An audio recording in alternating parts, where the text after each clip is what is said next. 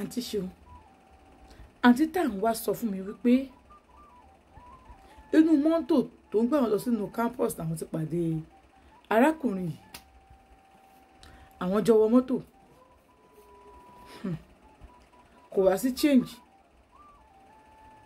òun wá sanwó mọ́tò ẹ̀ pé kó má wọrí. Ó sọ pé òun ṣe kò béèrè nọ́mbà àwọn kò sí wọn, ó kàn lọ́n ti ẹni òun náà dẹ̀ ń lọ ọ̀nà ibìkan làwọn jọ ń lọ, fakọ́tì kan náà làwọn jọ ń lọ. Bàtà wọn débẹ̀ ó wá kí òun pé òun ṣe ẹ̀kan òun ní kó má wọrí. Àti gbẹ̀ ìgbà tó di break àwọn débi táwọn ti fẹ́ lọ jẹun. Bàtà wọn débẹ̀ àwọn bá ń bẹ̀ nǹkan ní kí ló dé tí kíni kan bọ́ sí coincidence báyìí. Ó ní ọmọkùnrin yìí dá lóòótọ́ rẹwà. Ó ní àmọ́ kò sínú ẹ̀jẹ̀ àwọn láti máa ask ọkùnrin out. So àwọn kan wò pé tí ó bá ti sọ nǹkan kan àwọn náà ò ní sọ nǹkan kan. Ó pẹ́ díẹ̀ ibi táwọn jókòó sí ó wá béèrè nọ́mbà àwọn dẹ̀ dá lóhùn, àwọn fún un ní nọ́mbà. Látìgbà yẹn àwọn máa ń sọ̀rọ̀. Àǹtí ṣeun ká má fọ̀pá pọ̀lọpọ̀lọpọ̀ jù. Àbẹ̀rẹ̀ sí date ara wa torí gbogbo time yìí mi ò ní serious relationship kankan. Mo lẹ tí mò ń date bọ̀ kò serious kankan. Òun serious ó ti ṣetán ní school, èmi náà ti fẹ́ ṣetán. Àǹtí ṣeun bá ṣe dọ̀rẹ́ nìyẹn àti ibẹ̀ lọ àbẹ̀rẹ̀ sí date ara wa. Ó lóun ò kí bóbìnrin ṣọ̀rẹ́ o, bàtà bẹ̀rẹ̀ sí date kò sí wàhálà.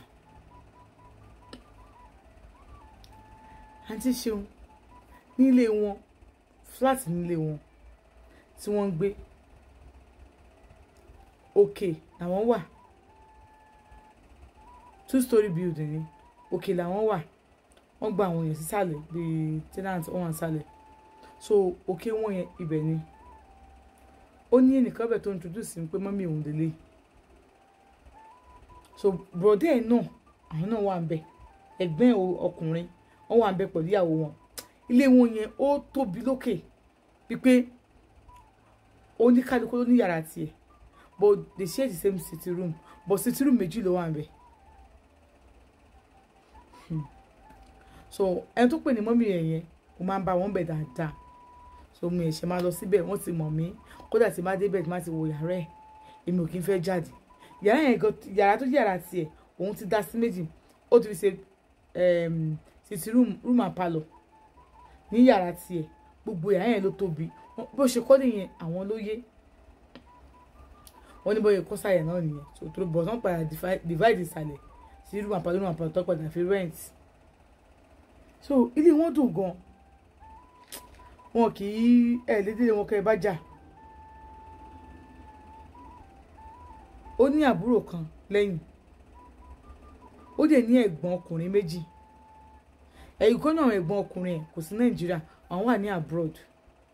Ó dẹ̀ ní ẹ̀gbọ́n ọkùnrin méjì àti ẹ̀gbọ́n obìnrin kan. Ẹ̀gbọ́n obìnrin yẹn ti wà nílé ọkọ, so wọn àti ẹ̀gbọ́n ọkùnrin kan náà jọ ń gbé bẹ̀ yẹn pẹ̀lú ẹni tí wọ́n pè ní mọ́mí wọn. Àbúrò wọn náà ń gbé bẹ̀, àbúrò wọn wà ní school. Àbẹ̀rẹ̀ sí ń fẹ́ra wa. Àǹtí ṣeun a ṣe kẹ̀rẹ̀kẹ̀rẹ̀ tí n bá lọ lé wọn bí ogun wọn ṣe máa ń ṣe síra wọn. Èmi láìkí ẹ̀ torí pé nílé tiwa àwa ò pọ̀ bẹ́ẹ̀ yẹn. So mo máa láìkí ilé tó bá pọ̀ ń bẹ̀, mo máa láìkí láti lọ. Bí wọ́n ti máa pe bọ̀dá mi àǹtí mi, èmi náà fẹ́ máa mọ àwọn feelings yẹn. So mo máa ń lọ bẹ̀, mo máa ń sùn bẹ̀. Àǹtí ṣeun bá ṣe bẹ̀rẹ̀ fẹ́ wà nìyẹn. Ìgbà tó yàtọ̀ àwọn onírà wa dáadáa tó dé pé mo máa ń pẹ́ ń bẹ̀ gan. Ó lábọ́ ṣe máa ń ṣe oúnjẹ kí n máa pẹ́ ń bẹ̀ gan. Mo rí wípé closeness tó wà láàrin boyfriend mi àti ìyàwó ẹ̀gbọ́n ẹ̀ ti pọ̀ jù. Àti ẹ̀gbọ́n ti ẹni tó pè mọ́mí wọn ìyá èèyàn closeness yẹn lè pọ̀, so mi ò rí yẹn rò. Àmọ́ ẹni tí wọ́n pè ìyàwó ẹ̀gbọ́n èèyàn tí closeness yẹn wá pọ̀ tó bẹ́ẹ̀ yẹn, mo ní bẹ́ẹ̀ tó pélé wọn délé aláyọ̀ ni. bó ṣe ń ṣe nìyẹn. Àǹtí Ṣeun, mo ní ọ̀rẹ́ kan, Mojí lórúkọ ẹ̀. Èmi ò tiẹ̀ rí anything rò. Ọjọ́ tí wọ́n ní pé tí wọ́n wá fẹ́ ṣe birthday fún mọ́mì wọn yẹn ni Mojí wá wá. Mojí wá, mo invite Mojí wá, mi lọ́rẹ̀ẹ́ mi ju Mojí lọ. Ó wá síbẹ̀, a wá ṣe birthday tán. Ó wá jẹ́ kó yé mi pé how old ni boyfriend mi. Mo ní bóyá wọ́n yẹn, my brother is 29. Pé excuse me, by next month nígbà tí mo sọ fún un pé ó máa pé 30. Wá ní okay, ṣé mo rò bóyá woman yìí tó yọ̀ǹgì ó lè bí wọn. Mo ẹlòmíì wà tójú ẹ̀ máa ń yọ̀ǹgì, ẹlòmíì wà tó kó máa dàgbà ojú ẹ̀ máa yọ̀ǹgì. Mo ní mọ́mì wọn náà pé náà pé everybody wọn mọ́mì náà máa ń pè wọ́n. Wá ní okay, òkè ní kó òun kọ́ wò bẹ́ẹ̀ ni pé bóun ṣe ń wo ìwọ̀n rò bóyá àwọn ni wọ́n bí àwọn ọmọ yẹn because àǹtí yẹn náà sì yọ̀ǹgì o, mọ́mì yẹn náà sì yọ̀ǹgì gan òun ni wọ́n lura wọn dáadáa ni. Mi ò mọ̀ pé àwọn ọkọ ni wọ́n bí àwọn boyfriend mi. Closeness yẹn pọ̀. Kódà ó ní ẹnìkan tó máa wá mú mi wọ́n wá tó máa sọ pé ó máa ń ṣe bákàbákà wá ní kí ló dé tó máa ṣe tẹ́yìn bákàbákà sí bàbá yìí, ẹ fi wọ́n lè nà ó. Mọ́mì yìí gan wọ́n sì yọ̀ǹgì pé kọ́ máa rí ẹni tó jọ máa tá máa yọ̀ fún wọn lọ. Bàbá tí wọ́n tún wá kí ló tún ṣe kí ní kò ní wọ́n sì yọ̀ǹgì o. Ó ní kí ló wà ń bẹ̀ ẹ fi wẹ́ẹ̀ tẹ́dí ní òdúró kó jẹ ẹ̀kọ́ tó máa jẹ tán. Wá ní mo ò lè understand ní tiẹ̀ ẹni tó pé mọ́mì èèyàn kí wọ́n máa mú ríyàn pẹ̀lú ẹ̀ o ò lè understand. Mo ní ẹ jẹ́ kí wọ́n tí máa understand ẹ jẹ́ kí wọ́n understand. Àṣàṣọ̀rọ̀ yẹn àparí ọ̀rọ̀ yẹn. Ó wá di ọjọ́ kan, Àǹtí Ṣeun, mo fẹ́ ṣílẹ̀kùn ọ̀dọ̀ boyfriend mi, mo wà round. Nígbà tí mo ṣílẹ̀kùn, mo bá ìyàwó ẹ̀gbọ́n ẹ̀ ní boyfriend mi jókòó, ìyàwó ẹ̀gbọ́n ẹ̀ jókòó síbi etí chair.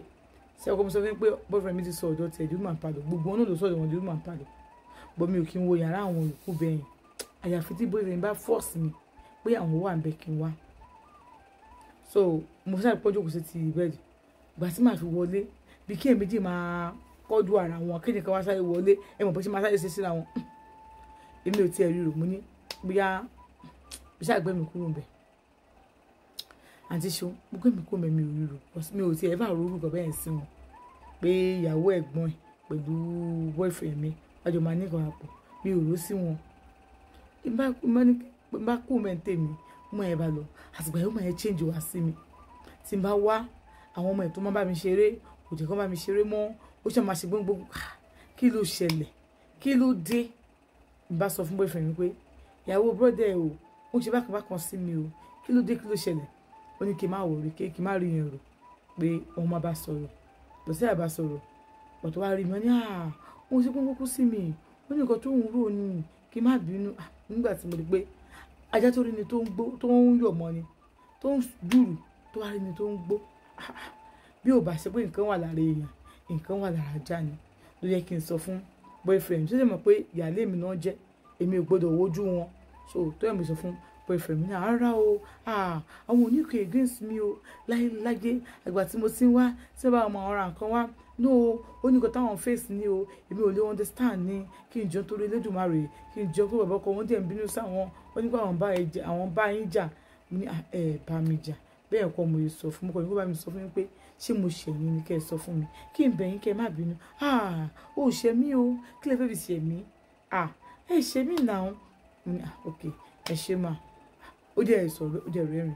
Àtìgbà yẹn àti ṣe dáadáa síra wa padà tí má ti dé àti mọ́mì wọn àti gbogbo wọn ní wọ́n ṣe machine ilé wọn yẹn ti ẹ̀dùn jù. Gbogbo wọn ṣe nǹkan papọ̀ ni. Ẹ lè dẹ́gbọ̀n wọn sábúrò everybody ẹ̀rín ìyẹn gangan ló máa ń jẹ́ kí inú mi dùn tí mo fi máa ń lọ sílé wọn.